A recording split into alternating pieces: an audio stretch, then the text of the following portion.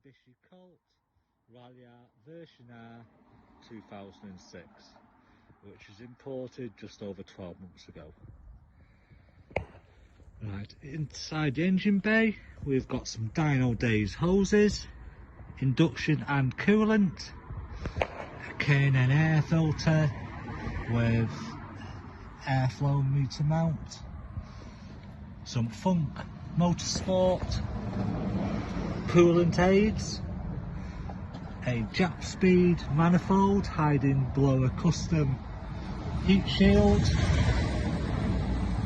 Did I mention the lovely shiny Cusco brake stopper?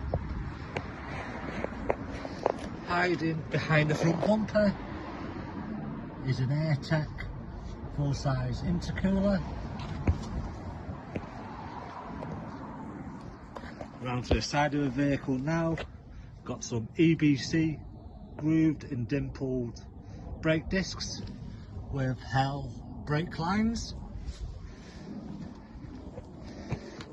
On the rear of the vehicle we've got EBC discs again, grooved and dimpled, and again we've got some Hell brake lines hiding behind there. Right, underneath the back end now we've got a full Gizfab exhaust system running from the turbo straight back.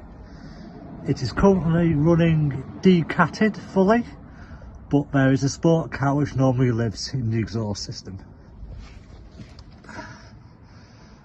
There is some Summit rear braces fitted to the car, along with a Summit front brace, subframe brace fitted, with the mid brace soon to be fitted. The suspension on the car are Tane Flex Z coilovers all round, and the underside of the car has been fully wax oiled by Dynodaze. That was done earlier this year and it looks fantastic. Said it before and I'll say it again. Life moves pretty fast.